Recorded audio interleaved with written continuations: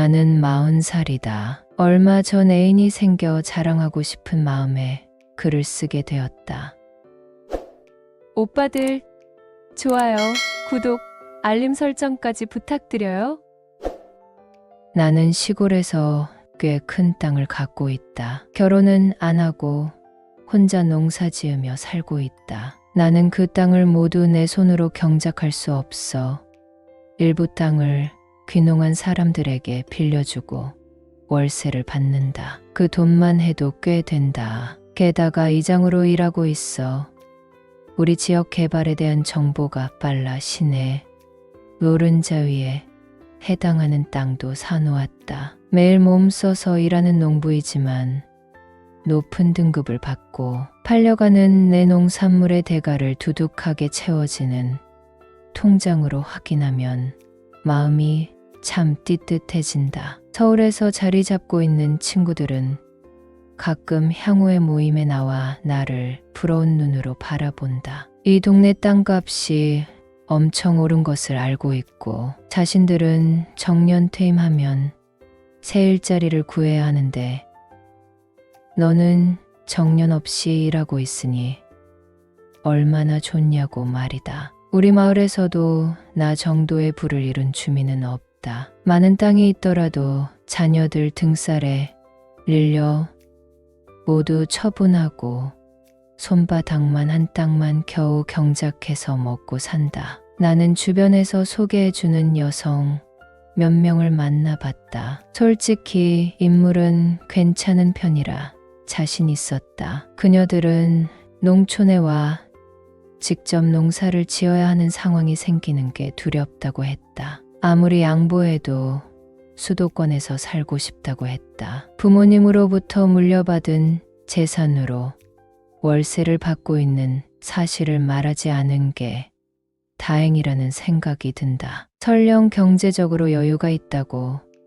사실대로 말한다 해도 이 지역에서 사는 걸 두려워하는 것 같았다. 나이가 많지만 아쉬울 건 없다. 그래서 나는 큰 집에서 혼자 살고 있다. 몇 년 전 부모님이 돌아가시기 전 새 집을 짓고 방도 많이 만들어 놨다. 혹시 결혼하게 되면 불편함 없이 지내려고 말이다. 나는 여자 사람 친구가 둘 있다. 집안 경조사 챙겨주고 고민이 있을 땐 1순위로 달려올 수 있는 의리 있는 친구다. 하지만 그 친구들은 결혼 상대자로 생각한 적은 없다. 나이가 40살이 되니 그 친구들도 선을 보는 모양이다. 아직까지 솔로라는 점이 은근 의지가 된다. 그런 내게 얼마 전 애인이 생겼다. 상대가 내 나이보다 훨씬 많은데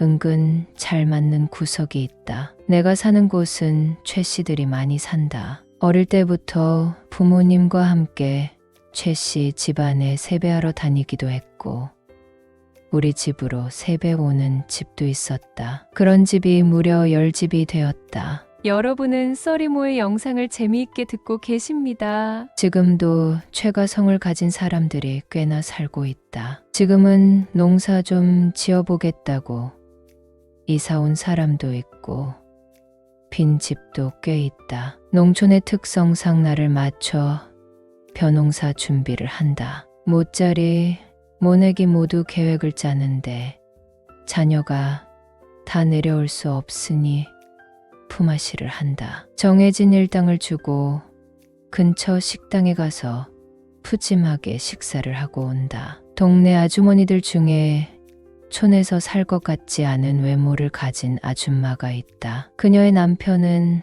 나와 같은 최 씨로 한 집안 사람이다. 아버지로부터 먼 친척이라고 들었는데 몇 촌인지 기억이 나지 않는다. 매년 세배를 가면 나를 보고 아저씨라고 하면 돼 라고 하셔서 아저씨라고 불렀다. 트랙터가 고장났을 때 대시 일해 드리기도 했다. 아저씨는 피망하우스를 하셨고 나는 메론하우스를 했다. 농촌 특성상 판매용 작물을 제외한 파지는 서로 나눠 먹기도 했다. 나는 최근 고혈압 위험 진단을 받아 아저씨에게 채식 위주로 먹겠다고 했더니 피망을 한 박스씩 갖다 줬다. 나는 메론을 산모작했는데 모양상 상품성이 떨어지지만 맛있게 익은 메론을 갖다 드리기도 했다. 하루에도 아저씨 몇 번씩 얼굴을 보는 사이였는데 아저씨가 논에 물을 대다가 경운기가 뒤집히는 사고가 났다. 다행히 별일은 없었지만 아줌마는 아저씨를 설득해 농사일을 대폭 접자고 했단다. 아줌마는 아이들을 대학까지 공부시켰는데 집안일에 농사일에 소홀함이 없는 분이었다. 세련된 외모로 묵묵하게 농촌 일을 돕다가 친정에 갈 때는 누구보다 예쁘게 차려입고 나갔다. 나보다 나이가 훨씬 많지만 우리 동네에서 가장 미인이라 할 수 있는 숙모를 보면 항상 기분이 좋았다. 아줌마는 아저씨 경운기 사고 이후로 하우스 규모를 줄였더니 시간이 난다며 주민자치센터에서 줌바 댄스를 배운다고 했다. 마침 그 무렵 나도 같은 강좌를 수강하게 됐다. 아줌마, 할머니들 틈에서 줌바 댄스를 추니 민망했지만 머리부터 발끝까지 땀이 흘러내리니 개운하기만 했다. 처음에는 근육통에 시달렸지만 줌바 댄스를 가지 않으면 몸이 쑤실 정도였다. 아줌마는 유튜브에서 유명한 줌바 댄스 채널을 가르쳐 주기도 했다. 나는 아줌마를 태우고 줌바 댄스를 다니기 시작했고 아줌마는 매번 운전을 해주니 고맙다고 반찬을 해주기도 했다. 촌에 좋은 식재료가 널렸지만 얼마나 잘 해먹겠냐며 데친 채소, 고구마 순김치, 밑반찬 등을 갖다 줬다. 젊은 사람이 혼자 사는데 고혈압이면 큰일 난다며 이럴 때 몸 관리하는 게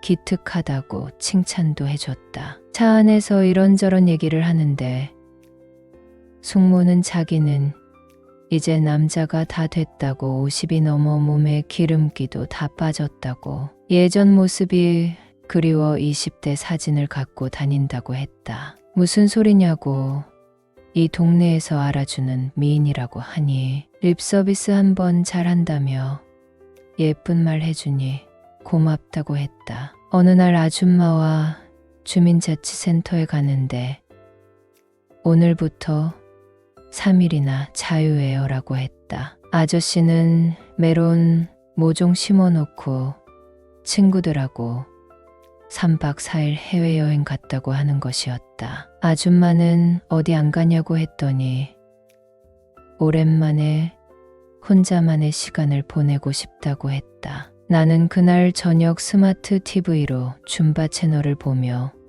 운동을 하고 있었다. 그때 초인종이 울렸다. 아줌마는 인터넷 접속이 안 돼서 서비스 센터에 전화해 봤는데 내일 오후에나 방문을 한다고 했다며 같이 운동하고 싶다고 하는 것이었다. 나는 은근 반가운 마음이 들었고 아줌마와 거실에서 나란히 운동을 했다. 아줌마는 시골 사람들이 농사일 하는 게 노동이지 운동을 따로 해야 하는 게 맞다며 오늘 같이 운동하니 너무 재밌었다며 집에서 삼겹살을 갖고 오겠다고 했다. 나는 마당에서 삼겹살을 구웠다. 아줌마가 준비한 밑반찬, 밭에서 딴 상추를 씻어 먹었다. 단 둘이 밥을 먹는 건 처음이었는데 아줌마는 너무 좋아했다. 나도 거의 매일 혼자 밥을 때우는데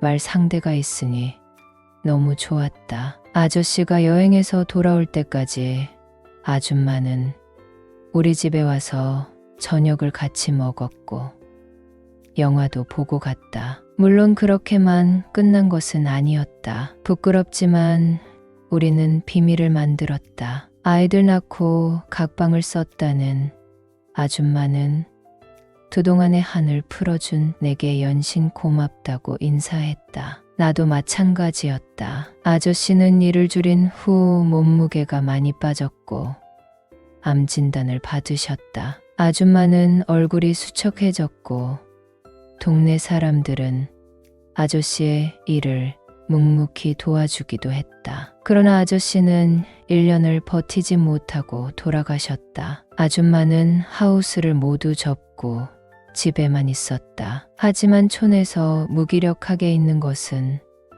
너무 위험한 일이기에 매일 일거리를 만들어 아줌마가 필요하다고 불러냈다. 아줌마를 매일 만나고 싶었기 때문이다. 그리고 일당을 줬다. 아줌마는 점점 밝아졌고 우리 사이도 예전으로 돌아갔다. 숙모는 무슨 말이 날지 무섭다고 했지만 나는 개의치 않았다. 농한기 때는 아줌마와 해외여행을 다녀오기도 했다. 예쁜 얼굴에 나를 서방님이라고 부르는 숙모가 있으니 이 나이 먹도록 총각으로 산 것은 정말 잘한 것 같다.